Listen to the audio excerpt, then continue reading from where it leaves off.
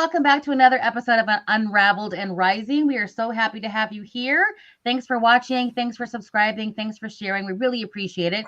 If this is your first time, welcome. Thanks for coming. I'm here with my wonderful co-hosts, Terry and Kimberly. Hey, guys. Hello. Hey, everyone. And we have a special guest today. We love these types of guests. And she's, I don't know if you call it a health detective, is what on her website. I'm actually on her website. So she has a master's degree in Chinese medicine and a background in education. And this is a topic that not a lot of podcasters are talking about. So we're so excited to have this topic because it's something that I would say, what do you think? How many people how many of us are dealing with these issues? 90%? I don't know, but it's a lot. I have a lot of friends, we talk about this amongst ourselves. So welcome, Melissa Klepacki. We're so happy to have you here. And I know that we're going to be talking a lot about what you offer. Thanks for coming. Thanks for having me, guys. I'm so excited to talk about poop. It's my favorite subject. I was saying, Kimberly, you missed this, but I was saying her website is great because you go to her website. Is it melissaklepacki.com? I'm messing my whole name, my middle name, melissahallklepacki.com. Yeah. And the first thing you see is her beautiful face and then a big blue button at the top that says poop better. So, I just think it's so well done. We'll talk about her website in a minute, but thanks for coming. Yeah, I don't know. The thing I love about this conversation is the three of you have more of a medical background than I do. So there'll be a lot to discuss here. But really, can you just give us a little bit of overview of your background, Melissa, so we understand a little bit more about you? Sure. I started studying health in the 90s as a product of my dad dying of cancer when I was 20. I really felt like I wanted to understand medicine. And I didn't really know what that meant for myself as I headed off to college. And I wound up majoring in something called therapeutic recreation, working with people with disability. And I was a D1 athlete in college.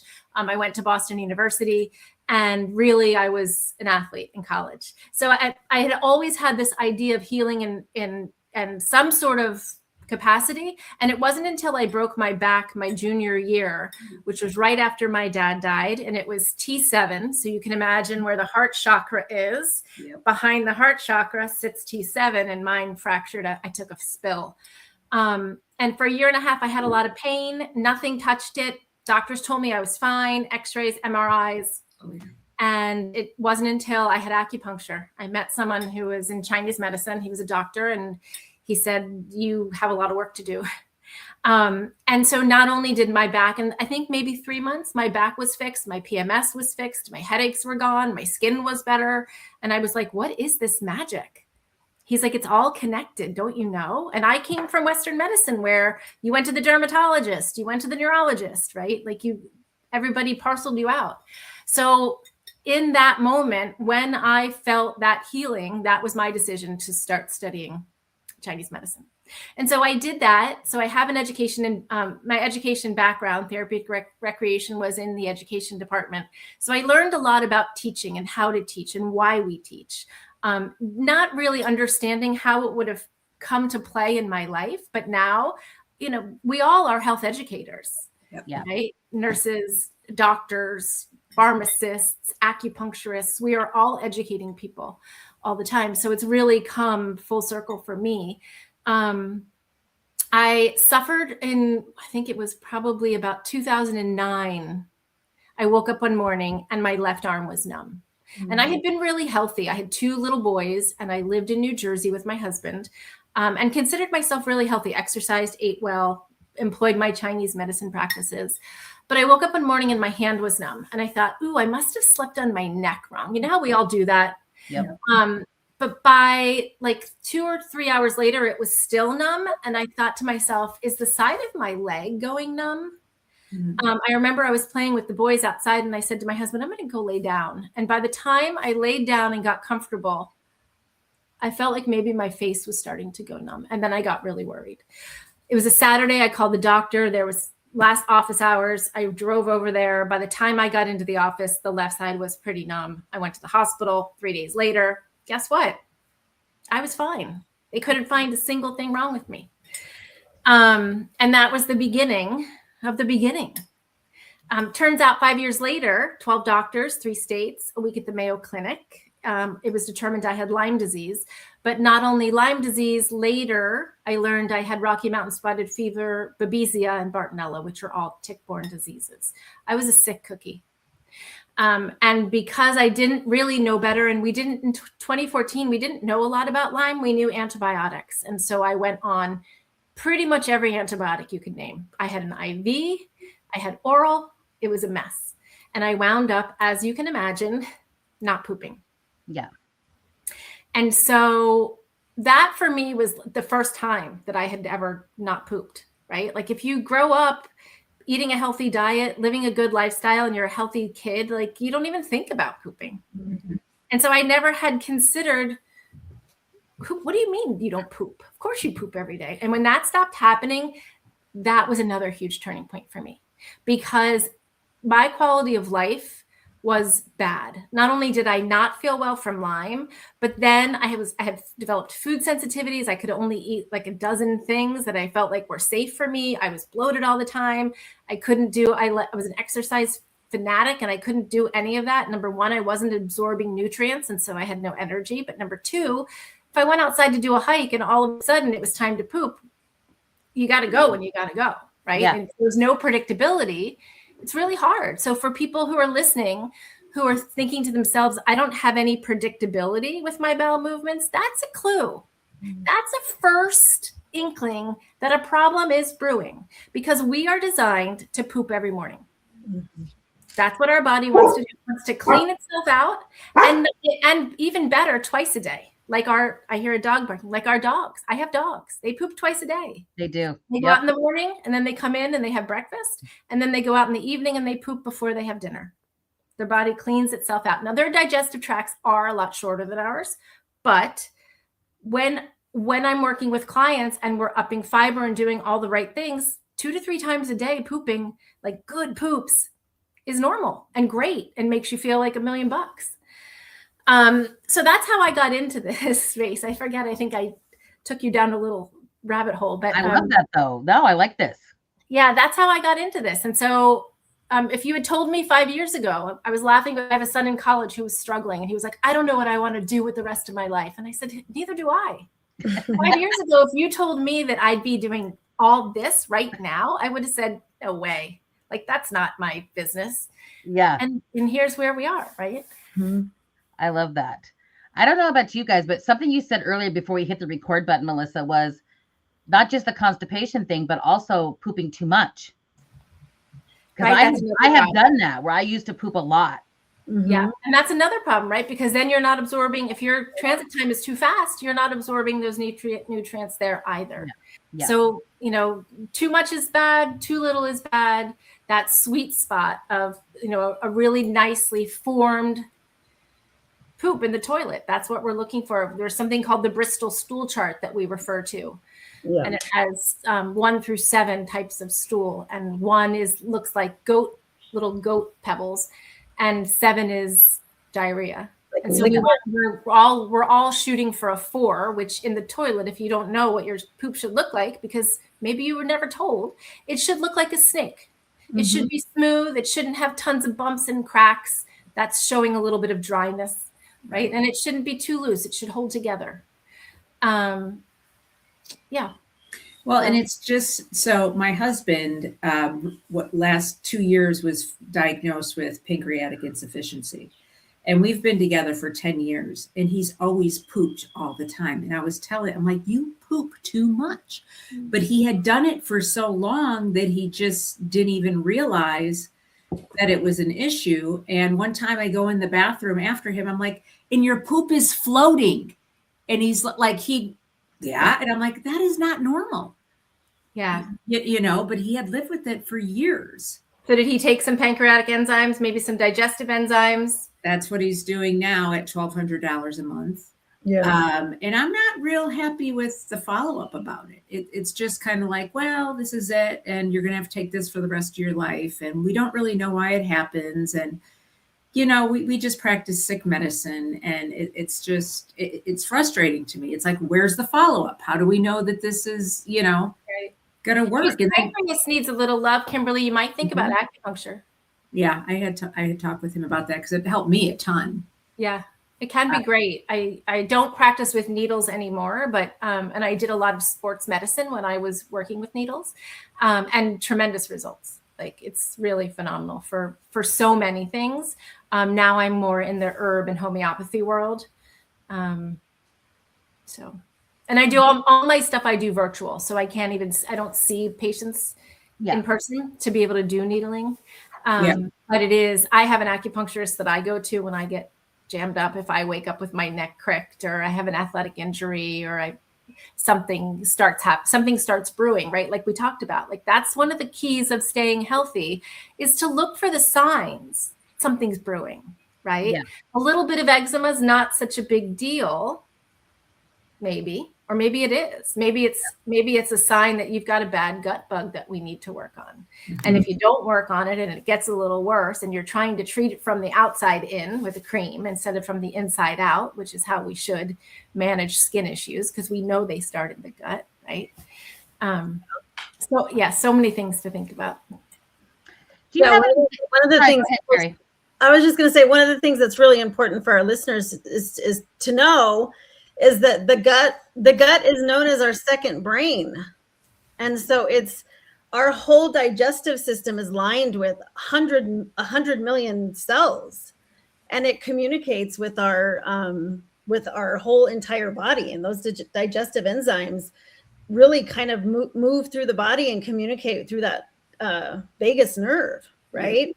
Yeah. So it's huge. And one of the other cool things is that it actually helps with our serotonin levels. So when we're talking about people with anxiety and depression, neurotransmitters, they're called neurotransmitters, and they're made in your gut. Absolutely. Unhealthy gut. That's right. There's where some of our anxiety and depression are rooting from. Yes, definitely. When we do a big cleanse and restore for people, we see anxiety. Yep. Interesting. I had no idea about that. Absolutely. What are the, give us some data, Melissa, on, do you have any data on how many people are probably dealing with this kind of thing in the US or anything like that?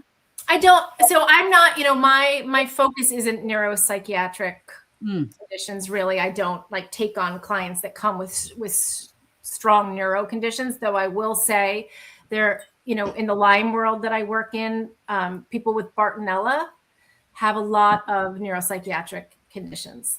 We see Bartonella not only comes from, I don't know if you're familiar with it. I'm going to hijack this conversation just to let people know because it's so important. Yeah. Bartonella is tick-borne. It's vector-borne. It comes from ticks, but it also comes from lice and mites. Why is that important? If you have a daughter and she's in elementary school and she gets lice, don't assume that she wasn't bitten or infected. Mm-hmm. Nobody ever considers it. When I read a study about the unhoused and the number of Bartonella infections that were causing schizophrenic-like symptoms. Yeah. So it's really interesting. A lot of these neuropsychiatric symptoms are really infections or toxins. Right. Well, and I don't work. I'm not a neuropsychiatric nurse. I mean, I'm not like a mental health practitioner yet, but I do work at an eating recovery center, and many of them were treating with a lot of things to help with normalize their gut, and they suffer with a lot of anxiety and depression and panic attacks. And so chronic stress and trauma actually signals the brain that there's danger, right? And so when there's danger, the gut triggers inflammation. And so a lot of this stuff is triggered by that. Just by trauma. For sure. Well, I remember my sister, she's 6 years younger than me. It was always like a big deal for her to poop. I mean, her stomach would get big. Bloating. She was afraid to go. She would, and it was like, well, we couldn't leave until she pooped, and it was always an inconvenience for the rest of us kids. But, and that started when probably when she was 2. Mm-hmm. Is she better today, Kimberly? Not a lot. No, mm-hmm. No. She has some, it's not as bad, but she's still, and she also has anxiety and depression. Well, trauma is also a nurse. Yeah. But, you can only tell people's, people are going to do what they're going to do. So trauma triggers that inflammation, that bloat, that irritable bowel, all of that stuff. I mean, I remember you could visibly see her stomach that it was like, gosh, you got go poop, Amy. We would tell her. She's going to kill me if she hears this. But, and that was when she was little. Yeah. But so many kids have that. Yeah. What is the difference between what's happening in your body if you have constipation versus diarrhea? So constipation, it really, in a nutshell, is not enough water in the stool where diarrhea is too much. But the causes are completely different, right? For diarrhea, we could be looking at things like stress, irritable bowel, I'm nervous, I didn't sleep well, whatever. We can look at food sensitivities. People are eating things that are causing sensitivities and inflammation. And when I see people with chronic diarrhea, it's usually some sort of infection. It's usually some sort of, they traveled, they got traveler's diarrhea and they never quite corrected. They got food poisoning and they never quite corrected. And so when we run a gut test, we find bad bacteria. That's easy to clean up. We sort of follow the 3R protocol in gut health, which is you remove what doesn't belong there, you replace what's missing, a lot of times probiotics, digestive enzymes, and then you repair any damage that was done. We always take a look at the gut lining, because that's where the gut lining should be tight. If people are watching this on video, you can see like I have little tiny spaces between my fingers, and that's so nutrients can pass through that gut lining into your bloodstream. But when you have leaky gut and maybe you have one or two big holes, food particles get through. And in the bloodstream, right, it sets off inflammation and red alarms, not good.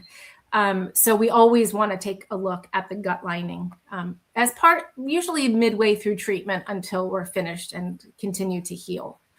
But really important to do all of those. So if you just have someone with a plan for you to kill bad bacteria, but no repairing, right, and no figuring out what you're missing, you really need to do it full circle so that you can really heal your gut.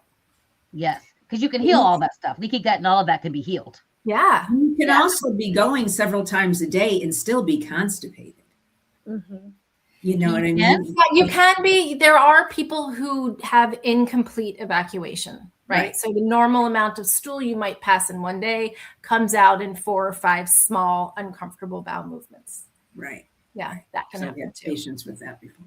Yeah, and I think there's just a lot of confusion because I'll have people say like, well, I poop 2 to 3 times a week and my doctor said that's fine. And I say to them, is it fine with you? Right. No, it's not fine with me. They say, I'm uncomfortable. I'm bloated. I just feel queasy. I can't do the things I want to do. And I'm like, well, then it's not okay. That's not, and a lot of times people will say, well, I used to poop every day. That was normal for me. And now I just don't, like, as if, like, we need to figure out why. I wrote a book. I don't know if you guys know, I wrote a book about poop. I wrote this guy. What is it? Oh. Constipation Code. There's 8 reasons why you can't poop. Beyond trauma, beyond adhesions, surgery, physical problems, right? Physiological reasons. There's 8 of them. And so I wrote a book. I'm 55 years old. I grew up with Cosmo magazine. I loved taking the quizzes that were like, are you a sensitive person? And I would look at that magazine. Am I? I wanted to know, was I sensitive? And so I wrote this book like that so that you could take the quiz for liver dysfunction and figure out whether your liver is impacting your constipation. Because maybe no one ever suggested to you that could be a problem. There's a chapter about nervous system dysregulation, Terry. I know you're a huge fan of that. And nervous system. I have clients that will call and say, I don't poop. And in the conversation, I'll say, okay, walk me through your morning routine. And they'll say, okay, well, my alarm goes off at 6:08. I get up, I hop in the shower, I brush my teeth in the shower. I hop out, I dry my hair, I put a little makeup on, I run downstairs, I throw some kibble in the bowl, grab my coffee, and I'm out the door at 6:37 or something ridiculous, right?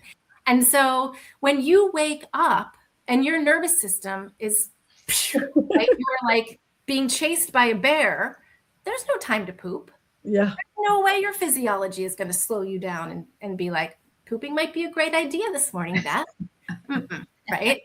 And so we need to change foundational practices. And people, when we talk about them, nutrition, hydration, movement, mindfulness, and sleep are the big five. Everyone knows. You guys, all three of you can probably name the one that's the crutch for you right now. I'm not sleeping, or my diet's terrible, or I don't drink water, or my stress level's out of control. And so I think people think they're going to get away with a pill to fix constipation. And it really is a lot of lifestyle. It's really going through the 8 root causes and figuring out which ones apply to you. The book has protocols so that if it is a liver issue, you can run through some basics. I talk a lot about testing. I'm a big fan of gut testing, because if we don't know why, we can't fix it. Right. There is no how if you don't know why. And of course, insurance doesn't cover that. Of course not. Of course not. Nothing. But they're not horribly expensive. I have an overall microbiome test that's phenomenal, and it'll tell you all the bad bacteria that don't belong there. It'll tell you all the good bacteria that should be there and which ones aren't, so that instead of spending $80 on a probiotic, that you already have plenty of that, right? Because in our guts, if people don't know, we're trying to grow gardens of wildflowers in our guts, right? That's how I want you to think of your gut. Not a bed of tulips, right? Yeah. So if you constantly give your gut one kind of seed, you're going to get one kind of flower. Yeah. So we're constantly trying to mix up our microbial diversity in the foods that we eat, because the foods that we eat feed the seeds, right? And we have to make sure that the dirt or the lining is receptive to the seeds. I love the gardening analogy because I'm a gardener. And it's easy to understand too. Yeah, I think so, because I think people get confused. And I think people think probiotics are a cure-all. I had a text from a friend a week ago who has a teenage son, and she was like, what probiotic should I give Michael? And I was like, for what? Well, he's just not eating well, and I'm worried about his gut health. Well, that's kind of not how we do it. That's just an expensive guess, right? So this test is $425. You don't need a doctor's appointment. You don't have to go to a lab. It gets the lab. I've arranged for the lab to send it direct to clients. When your results come back, they go into your inbox. You go back into an educational portal that I built with videos from me saying, if you have this, think about this, right? So we go through every line item on that test so that you understand exactly what you're looking at. And then you can make educated decisions. If you have a really severe messed up gut and you've got a lot of bacteria that will lead, we know certain bacteria in your gut lead to autoimmune diseases. So if you've got a bunch of those brewing, you might need a little more help.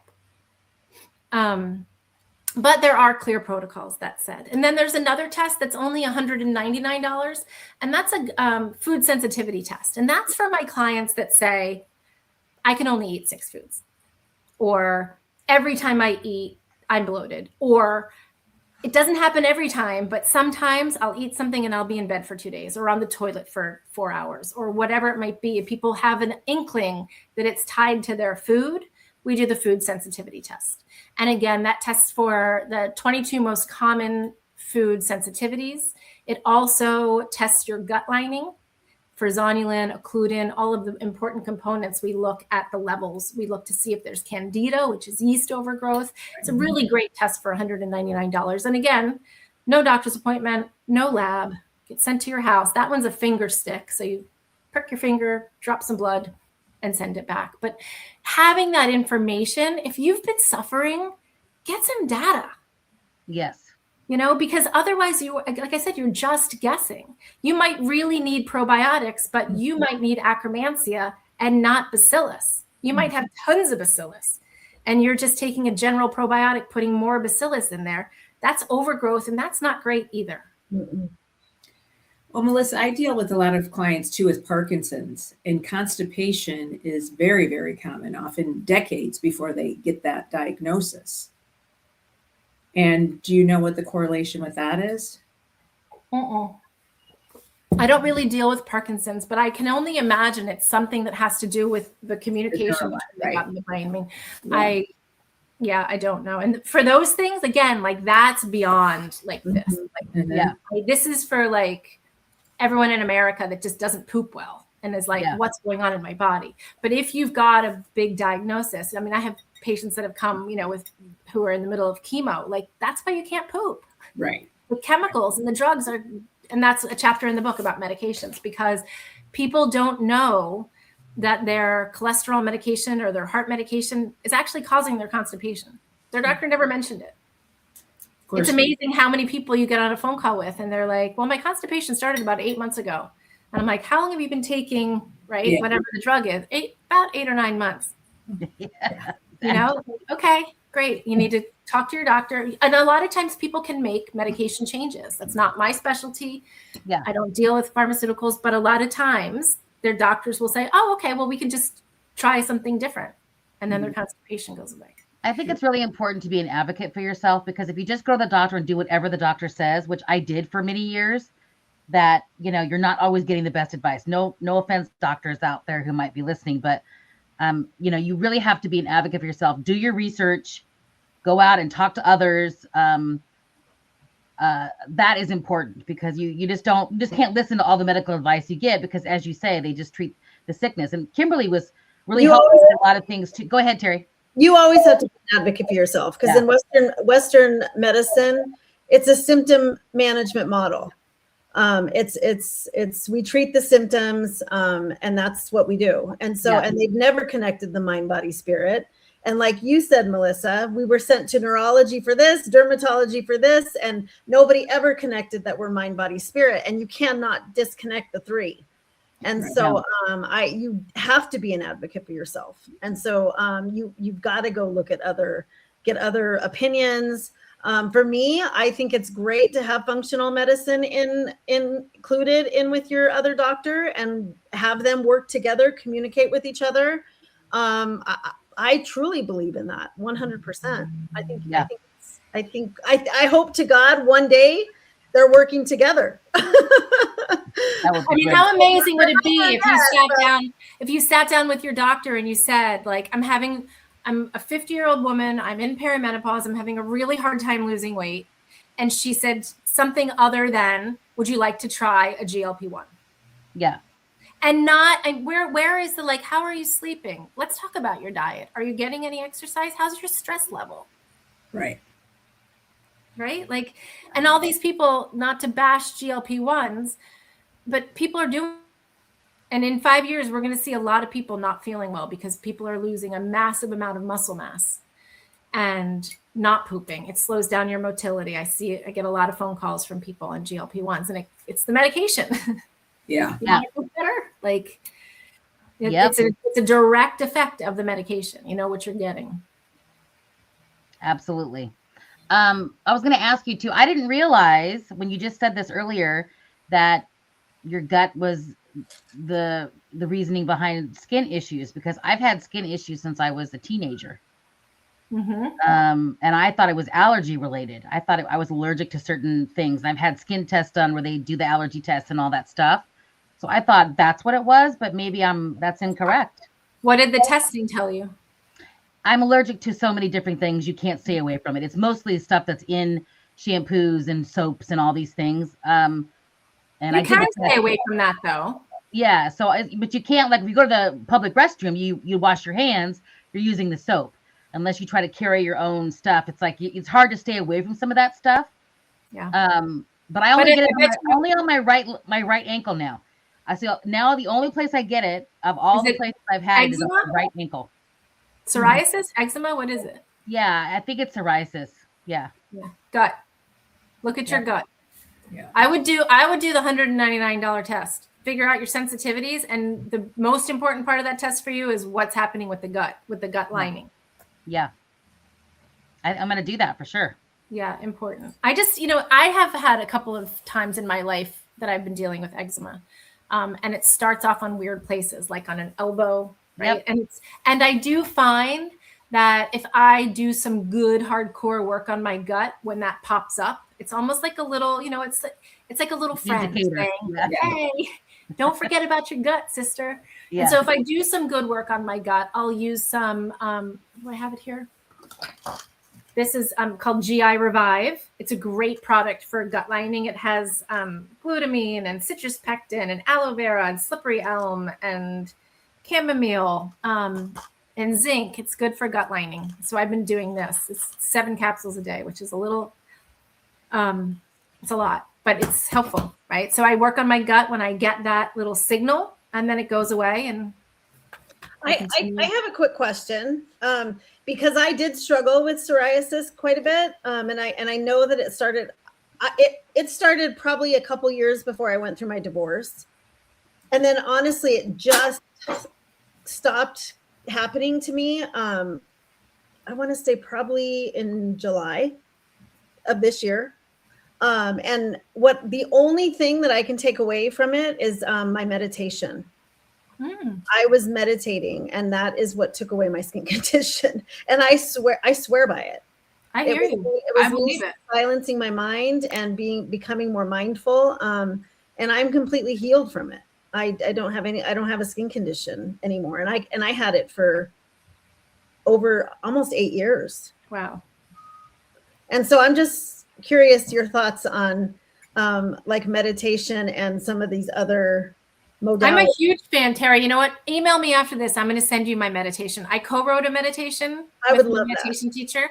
I have a program called Gut Reset 123. It's a 21-day program to help people start pooping every day. And that's on my website too. But there's a surprise bonus I'm sharing here. I will do that. It's an awesome meditation, and it really has helped me heal. Yeah, I swear by it. That I would love that too. If you could, me too. All 3 of us are meditators. Yeah, I'm happy to share it. I've been doing this meditation for probably like 6 or 7 years now. Yeah. And it's a really interesting journey in your mind with a couple of really important parts. But the last part of the meditation, I think, is the part because it asks you to see yourself fully healed. Yep. And I always tell people that unless you can visualize your body free of whatever it is that's bothering you, and doing some, I like to tell people when they start meditation, if you can't think of like what you're doing fully healed, just see yourself outside doing something fun in nature. It's a sunny day and you are like, there's no boundaries for you. That changes. That changed for me over 7 years. My first meditation was me in a white dress in a field with the sun and, just beautiful, like just free. And then it became me in a white coat on a stage. I'm going to email you mine because I have one that I'm envisioning myself now. So I will definitely email you. Yeah, great. So I think that, and that is, I think, slowly morphing again, because when I see myself fully healed, it doesn't feel right. But I also think I am pretty healed. Yes. But I'm a huge fan of meditation. It's part of my book, again, with the nervous system regulation. It's part of my program. It is, especially for my 6 a.m. risers that are being chased by a bear as they get to work, like they need to slow down.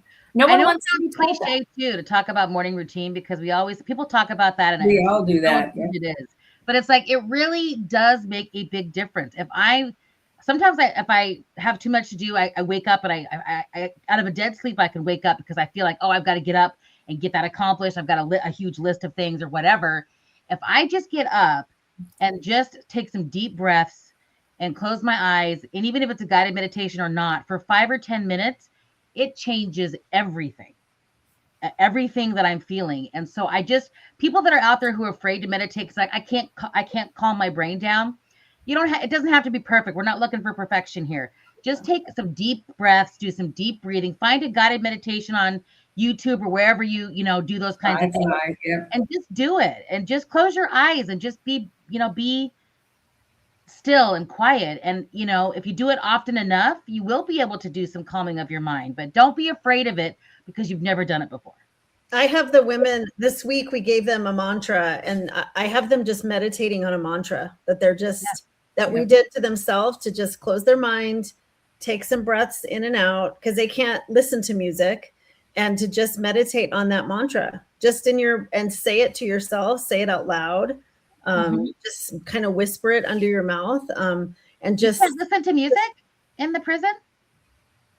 Not like we do with headphones or anything like that. They don't have little radios. They can't listen to music and stuff like that. Yeah. So they can't put like a CD or anything in there. You know what I mean? They can't get a meditation channel. I see. So I just said, just listen to just say this mantra, and say it over and over. And I shared my mantra with them, and we wrote some stuff out that they can do, and the more you do it, the more you'll start to believe it. And so, but yeah, and I say that for the guests here, for people watching, just start with that. If meditation feels weird, just do that. And it's going to feel weird. It just does. When you start. Yeah. So that's 2 seconds. But 2 seconds is a lot more than you doing nothing and trying to jump into a 30-minute meditation. And then you'll get to, like me today, I did my meditation twice because I was like, oh, I don't want to get up. I want to do it again. You know what I mean? And where I couldn't even sit still. And I was like trying to think I could get through my coach and say, oh, he won't know I didn't meditate, when he knew every time I didn't meditate. He knows every time. I was going to say too, we're going to put a link to Melissa's website in the show notes here, as well as a link to her book, The Constipation Code. Okay. So Melissa, tell us, what are the first steps? Kind of like, obviously people know if they're not pooping. So that's probably, the identification part is pretty much figured out, because they know. They may not admit it to themselves, but they know it's an issue and they're just either not dealing with it or they don't want to admit it or whatever. But what's the next step for people who are dealing with this? So if you aren't taking minerals, if you're not mineralized, that is my first step for everyone. Multi-minerals, especially magnesium. I find that helps people with headaches, with heart palpitations. It helps people with energy levels, because we've heard so much about multivitamins. Take your multivitamin, but we haven't about minerals. And that's where we're lacking. Our soil doesn't have the mineral content to put the mineral into the vegetables that we're eating. And not only that, but we're not getting as much vegetables as we should be getting, most of us. So I would start with a magnesium supplement and a multi-mineral supplement. A general multi-mineral will cover your bases. And then if you're not pooping, most likely magnesium citrate. There's different forms of magnesium. Magnesium citrate is the one that helps the body to pull water into the stool when it's in the intestine to create an easier bowel movement. Too much magnesium citrate, too much water in the stool, disaster pants. So be warned, right? A lot of my clients will start with magnesium citrate and then transfer to something like magnesium malate, which is better for muscles, or glycinate, which is better for sleep. Because I am a big believer in magnesium. I think we all need it. I take 300 to 500 milligrams at night of magnesium glycinate for sleep. But when I was not pooping well, I was on magnesium citrate. So I think that's a place to start for everyone, because if you aren't pooping, you can't raise your fiber, right? It's like adding more cars to a traffic jam. Right. Like the cars, they have to be moving first. So you've got to get your bowels moving. Little magnesium, lots of water. I love electrolytes in the morning for people. You need to be careful about the quality of there's so many electrolytes and it's such a buzzy thing. Try to choose something that doesn't have sugar and artificial colors and add it to your morning water. When you're waking up, Michelle, like you said, when you wake up in the morning and you give yourself 5 or 10 minutes to quiet your mind, breathe, meditate, yoga, whatever it is, all of my clients in those first 10 minutes are also drinking a big glass of water with electrolytes. That's non-negotiable. That's how we start our morning. So water, magnesium. Once bowels are moving, we can start raising fiber, but we raise it really slowly. Because again, your body's not used to it. Many people are eating very low fiber diets. We're talking about under 10 grams a day. And I like people to get up to around 40 when we are therapeutically trying to fix their gut. But if you do it all at one time, people are going to hate you. It's going to leave people really bloated and uncomfortable. So we do it slowly.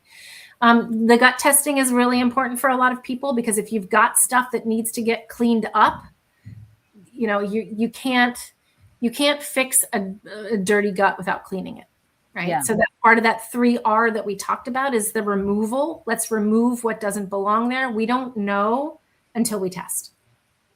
And part of that removal too is the food sensitivity testing. If you don't get those foods out of your diet and you're constantly irritating your gut and your gut lining, right? Yeah. It's very hard to heal.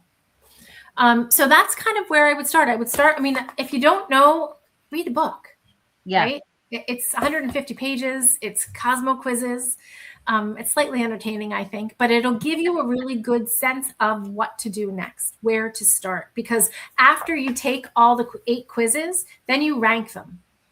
So if, for instance, water is your biggest problem, you start with water. Mm-hmm. Or if you are already drinking half your body weight in water, then it's not an issue for you. Maybe you just a little electrolytes would help.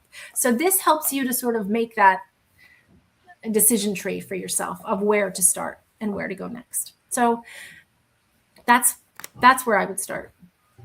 I was going to say too, I'm a big believer in lots of protein. You hear a lot of research about doing tons and tons of protein. And especially with the GLP-1, which I'm on, by the way, so I'll be fully transparent here, because I'm pre-diabetic and I'm trying to lose weight so that I don't go into full-on diabetes. I don't plan on being on it forever. I want to just try to lose some weight and get my blood sugars and stuff under control, and then I'm gonna get off of it and try to manage it more on my own. But protein helps you to not lose that muscle mass while you're taking it. So I'm doing lots and lots and lots of protein. So I'm not doing, I love vegetables, but I'm really not doing a ton of vegetables because I'm trying to stick to a very high protein diet. Do you have any thoughts about that? I'm just curious because a lot of us are doing that. So yeah, high protein, but you need no carb, like no bread, right? Skip the bread and the bagels and the junk, but you need those vegetables. Your gut's not going to move. If you're just loading yourself up with protein, you're gonna wind up in a pickle. So I would say, look at the vegetables that have edamame is a good one. Which would you say? Edamame is a good one. Protein, high protein. Yeah. Yep. But I think it's really important to get that fiber. But you're talking to the fiber girl. You're not talking to my people don't come to me to lose weight. They come to me to poop, and you cannot poop well without fiber. Your gut motility is going to slow down on those medications. So that's why you actually need that too. And I would actually work with the magnesium as well. Can really help you to pull that water into the bowels and move them a little bit better. But yeah, that should be a priority, moving your bowels while you're doing that. Yeah, I hear you. Makes sense. I was just curious what your thoughts are because everybody's talking about protein. Protein's important. Yes. Losing muscle is huge for us. For women, it is so hard to build muscle. I don't know. I'm 55. It's really hard. I've been trying. And it's like, it's really slow. So I can't imagine losing 30 or 40% of my muscle mass. So you need the protein, but you also need the weightlifting. You need to be lifting heavy weights 2 to 3 times a week. And it only has to be 10 to 20 minutes. We're not asking for huge workouts, right? Yeah. You're not going to have, if you're only getting 1,000, 1,200 calories a day, you're not going to have tons to do cardio, right? We're not looking for that. We're looking for you to retain your muscle mass and your bone density. And that's heavy weights. And that doesn't have to be, that can be 3 sets of dumbbell curls, 3 sets of overhead presses, 3 sets of lunges. Got it. Makes sense to me. I like that. Yeah. Kimberly's though, she's been gaining muscle mass. Kimberly's, tell us about your new workout. She's embarrassed to say it. That's why I called her out. No, I'm not embarrassed to say it. It's a pole dancing place just opened up by me, and it is so fun. So we're dancing, you're pulling yourself. I mean, I've already, my biceps are larger. It takes a lot of strength to pull yourself up and to, pull and to up do something fun, something different. I think with our workouts, sometimes we just do the same thing over and over and over again. in my house, but it's boring. Yeah, so you need something different. 3 minutes away, and it's a lot of fun. That's awesome. It has to be fun. I always tell people it has to feel like play. I don't want to go to the gym and work out. I want to play. What can I do? Let's play. Let's go out and play in the snow. Let's go play tennis. Let's play pickleball. Let's play something. Right? Well, and I just love that different ages, different sizes. Like, it doesn't matter. You know what I mean? We're all there to laugh with each other, laugh at each other sometimes, you know, and have music on and disco balls going. It's just, what do you wear? Just regular workout clothes? It depends. Today I did this flirty class, so we wear high heels with it as well. And you know, some people wear booty shorts, some people just wear whatever. You want your skin, you need skin exposure because your skin, you need that contact with the pole for your skin. Oh, I thought it would like rub. No, you need that. So yeah, it's actually a lot of fun. Something new to try. I love it. I love that you're doing something. Her husband's like, take a picture. And she's like, that would be a no. I'm like, ain't nobody needs to see that. Me falling or something. I love that. Melissa, thank you so much for having this conversation that not a lot of people talk about and they're uncomfortable. I'm in the swimming pool industry, so we talk about poop a lot. I've been working with builders, and on the commercial side, we talk about poop all the time because that's a big deal in a swimming pool. So I actually am very comfortable having this conversation.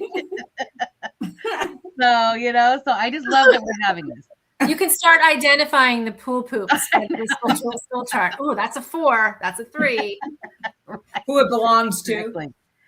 Yes. So we talk about cryptosporidium a lot because that's what comes out into the pool when you poop in it. So we try to kill that with whatever we can to make sure it goes away. That's something I've been talking about for 25 years. So thank you so much for having this conversation. I think it's so important. We're going to have, like I said, we have links to her website as well as her book in the show notes here. You can contact her directly if you want to work with her. I think I'm going to do that food sensitivity test right away because I have skin issues and I've been dealing with it for 35 years. And if I could resolve that, that would be amazing. So that means obviously I've got something going on. But again, thanks so much, Melissa. We really appreciate you. Of course. So happy to be here, guys. Such a pleasure. Thank you, Melissa. Thank you. You guys, thanks so much. Come back. If anybody that you know is dealing with this, we'd love it if you could share this episode with them. Like, subscribe, share. We appreciate you, and we will see you next time. Bye-bye. Bye-bye.